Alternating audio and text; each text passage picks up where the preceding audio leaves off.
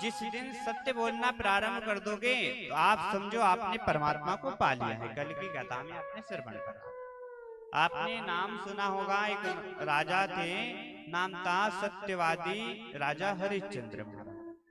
किस किसने सुना है? अब हमने सुना है कि राजा थे, लेकिन राजा ने अपनी पत्नी को बेच दिया था। लेकिन हमने ऐसा नहीं पढ़ा कि उनने पत्नी को बेचा, ये तो पढ़ा है कि सब कुछ उनने दे दिया था, लेकिन उनने स्वयं नहीं बेचा था। एक दिन क्या हुआ, राजा हरिश्चंद्र शयन मतलब सो रहे थे, और सोते सोते उनको सपना आया, और सपने में देख रहे हैं कि आज मैंने पूरा राजपाट दान कर दिया। क्या कर दिया? दान कर दिया। अब जैसे देखा ना दान कर दिया, तो उनने दान किसको दिया? सपने में दान दिया है विश्वामित्र जी को।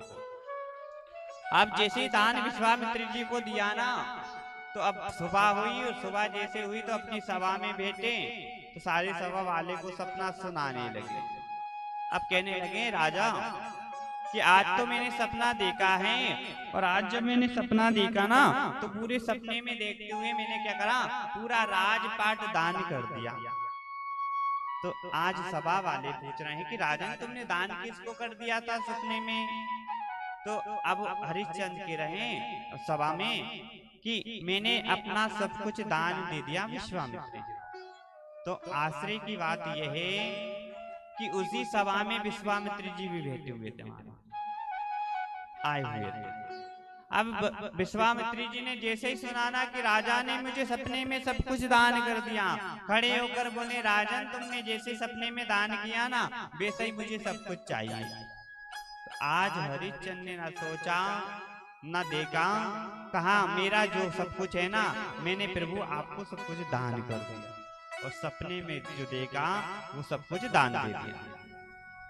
लेकिन क्या हुआ, विश्वामित्र जी के साथ 1099 संत और आए थे, और एक विश्वामित्र जी को मिलाकर 1100 संत थे। अब वो 1100 संतों को हरिश्चंद्र ने भोजन कराया, जलपान कराया, और करने के बाद में अब विश्वामित्र जी को दान में सब कुछ दे ही दिया था, लेकिन देने के बाद में अब क्या करा? विश्वामित्र जी ने कहा राजन तुमने हमें भोजन कराया है, ज्यादा नहीं ना, तो एक एक दक्षिणा तो देना पड़ता। जैसे कि अगर आपने किसी को भोजन कराया और आपने भोजन कराने के बाद दक्षिणा नहीं दी नहीं, तो वो भोजन मान्य नहीं होता महाराज। क्या नहीं होता है? मान्य नहीं होता। चाहो आप तिलक करके एक मुट्ठी अनाज दे दो, चाहो 1 रुपए दे दो, लेकिन वहां पर देना चाहिए। ये हमें कथा सिखा रही है हरिश्चंद्र। और अब जैसे हरिश्चंद्र क्या हुआ, हरिश्चंद्र जी ने दान दिया, और जिसके बाद में विश्वामित्र जी ने कहा नहीं नहीं राजन तुम्हें देना पड़ेगा, क्योंकि तुमने हमें भोजन कराया है तो देना पड़ेगा। अब जैसे कहा ना, तो आज हरिश्चंद्र कह रहे प्रभु मैंने तुम्हें सब कुछ दे दिया, मेरे पास क्या है जो मैं तुम्हें दूंगा? और जैसे कहते गए ना, तो आज विश्वामित्र जी कह रहे नहीं नहीं अगर तुमने नहीं दिया ना, तो तुम्हारा ये भोजन बेकार का जाएगा। तब क्या कहा, आज विश्वामित्र जी से हरिश्चंद्र कह रहे प्रभु तुम मुझे ऐसा करो, शाम तक का समय दे दो। तो हरिश्चंद्र को विश्वामित्र जी ने शाम का टाइम दिया। अब उनकी पत्नी के पास गए, और पत्नी के पास जब गए तो पत्नी के पास जाकर कहने लगे देवी कि आज हमारे घर 1100 संत आए, हमने भोजन कराया है और मैंने पूरा राजपाट दान कर दिया, लेकिन वो ब्राह्मण देवता आप क्या कर रहे, दक्षिणा मांग रहे हैं। तो कहा देना चाहिए। तो अगर अब पत्नी कह रही है अगर स्वामी हमने नहीं दिया ना, तो आज हम झूठे कहला जाएंगे, और हम झूठा कहला गए ना, तो हमारा झूठा ही धर्म हो जाएगा। तो आज हरिश्चंद्र कह रहे हैं कि मैंने सब कुछ दे दिया, मेरे पास क्या है जो दान में दूंगा। और ऐसा जब कहा ना, तो आज तारा देवी स्वयं कह रही है, हरिश्चंद्र की पत्नी तारा देवी कह रही स्वामी तुम ऐसा करो, हमारा धर्म बेकार ना होए, हमारा धर्म पर अत्याचार ना होए, हमारे धर्म को कोई गलत नहीं बताए, चाहो तुम मुझे जानकर बाजार में बेच दो। कौन कह रही है? एक पत्नी स्वयं अपने पति से कह रही है। और जैसे कहा ना, तो अब हरिश्चंद्र को लगा कि मैं तुम्हारा पति हूं देवी, मैं तुम्हें कैसे बेच सकता हूं। अब ये बताइए, एक पति पत्नी को बेच सकता है?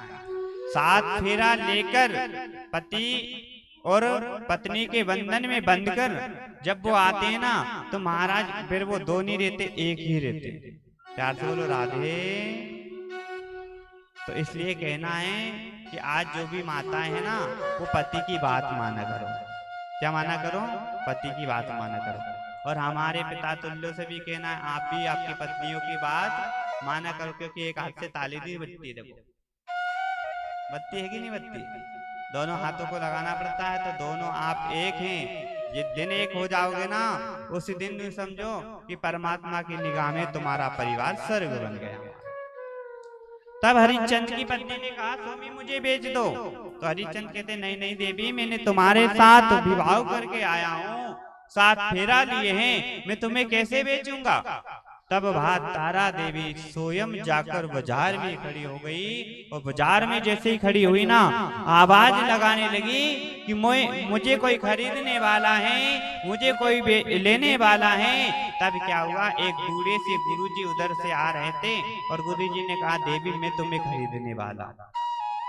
और जैसे ही कहा ना, तब क्या हुआ, तब अब गुरुजी ने कहा, मैं तुम्हें खरीदने वाला हूं। तो तारा देवी ने कहा, गुरुजी मुझे आप खरीद के ले चलोगे, क्या दोगे।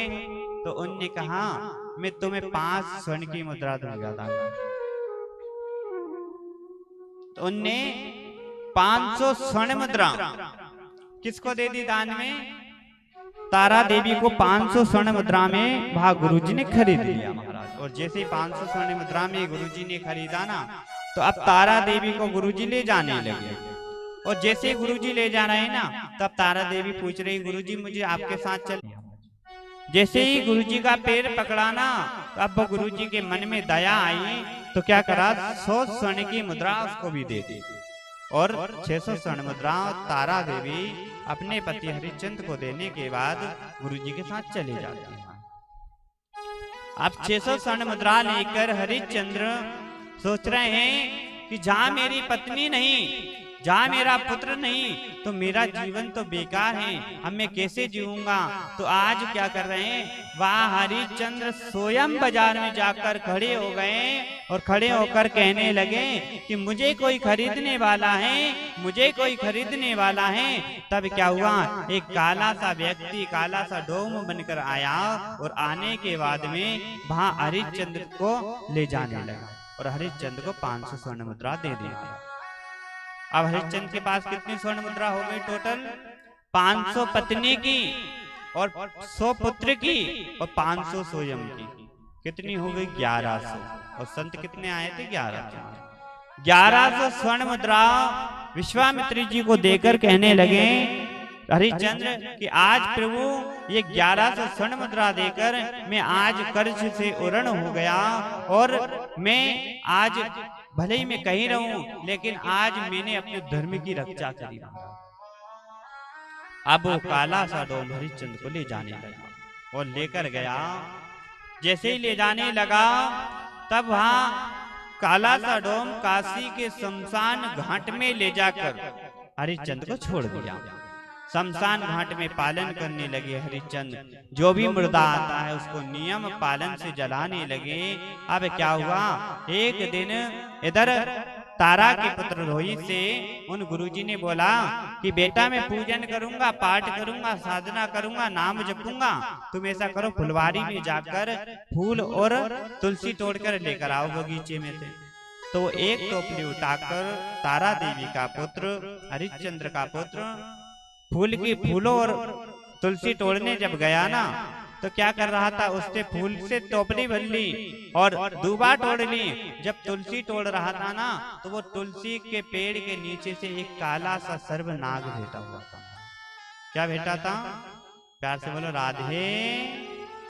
कथा रही समझना, क्योंकि ये कथा हमें सत्य की राय पे चलाने वाली, काय की चलाने वाली है, सत्य पे चलाने वाली। तो उसी तुलसी के पेड़ के पास नीचे एक सर्प राजा बैठे हुए थे। तब क्या कर रहा था, वो रोहित जैसे ही तुलसी तोड़ रहा था ना, वह काले से नाग ने उसको डस लिया। और जैसे डसाना तो वो तड़पने लगा और कहने लगा कि कोई जाकर कह देना कि तेरे बेटे रोहित को सर्प ने डस लिया। तब एक भैया नए नए आ रहा था, उसने देखा कि ये रोहित किसका बेटा है, क्योंकि वो उस गांव में नगर में पहली बार नए नए थे। आवाज लगाता गया कि कोई जाकर कह देना कि तेरा बेटे रोहित को सर्प ने डस लिया, सर्प ने डस लिया। तो वो चिल्लाता गया वो भैया और कहता गया कि ये रोहित किसका बेटा है, उसके बेटे को सर्प ने डस लिया। इधर जैसे तारा देवी ने सुना और तारा देवी ने सुनते ही इधर जैसे तारा देवी ने सुना और तारा देवी ने सुनते ही जब तारा देवी ने सुना तो तारा देवी से रहा नहीं गया, उठकर खड़ी हो गई, दौड़कर जाने लगी। तो गुरुजी ने हाथ पकड़ लिया और कहा देवी कहाँ जा रही? तो गुरुजी के सामने आज रुदन करती हुई तारा देवी कह रही है कि गुरुजी आज मेरे पुत्र को सर्प ने डस लिया है, तो मैं उसको देखने जा रही हूँ, लाने जा रही हूँ। तो गुरुजी कहने लगे नहीं नहीं देवी, मैं तुम्हें खरीद कर लेके आया हूँ, जब तक ये काम पूरा नहीं होगा ना तब तक नहीं जाने दूंगा।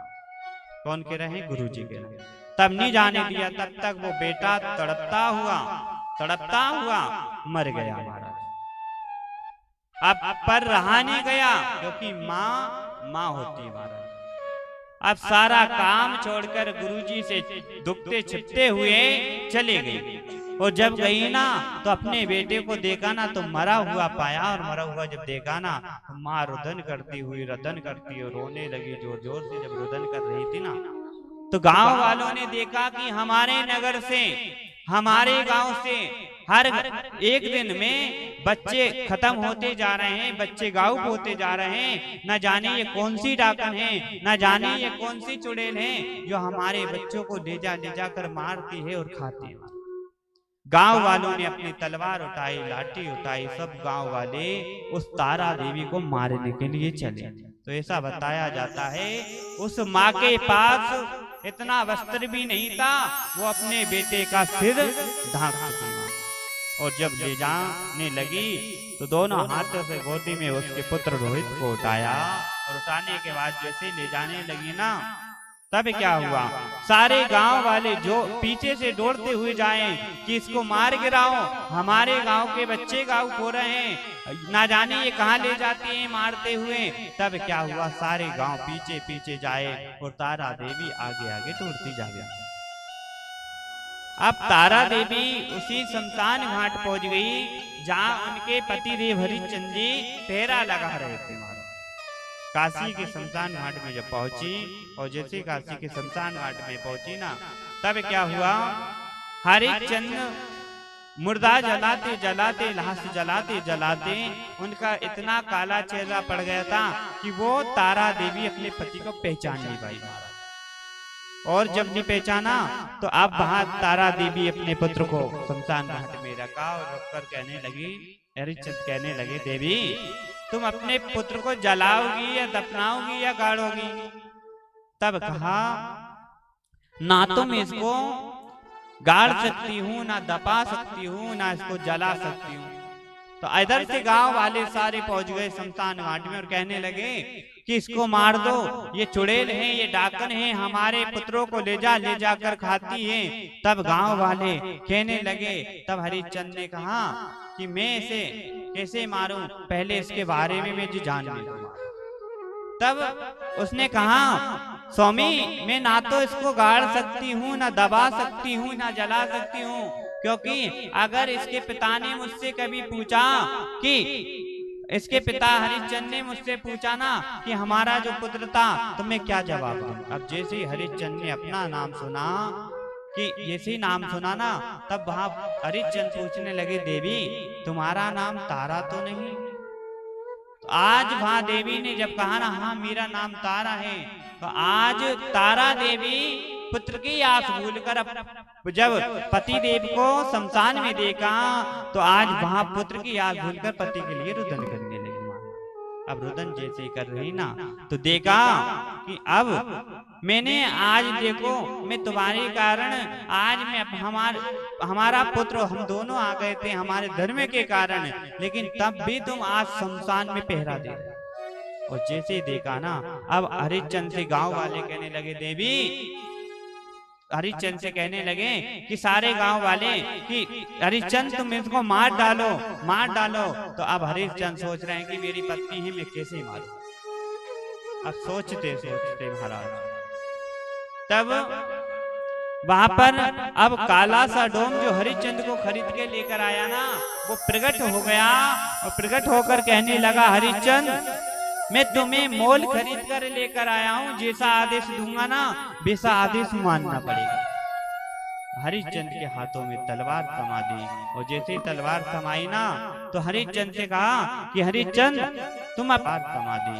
और जैसे ही तलवार थमाई ना, तो हरिश्चंद्र से कहा कि हरिश्चंद्र तुम अपनी ये पत्नी की सिर से गर्दन अलग कर दो। अब एक राजा अगर कोई खरीद कर ले जाता है ना, तो उसका आदेश मानना पड़ता है। हरिश्चंद्र ने तलवार उठाई और अपनी पत्नी पे जैसे चलाई ना, तो सिर अलग हो गए और धड़ अलग हो गया। सारे गांव वाले ये दृश्य देखकर चले गए। जाने के बाद वहां स्वयं आज हरिश्चंद्र रो रहे हैं कि आज मैंने कर्ज चुका दिया, आज मैंने अपने पुत्र को गवा दिया, आज मैंने अपनी पत्नी को गवा दिया, फिर भी मैं आज भले हमारा धर्म नहीं जाए,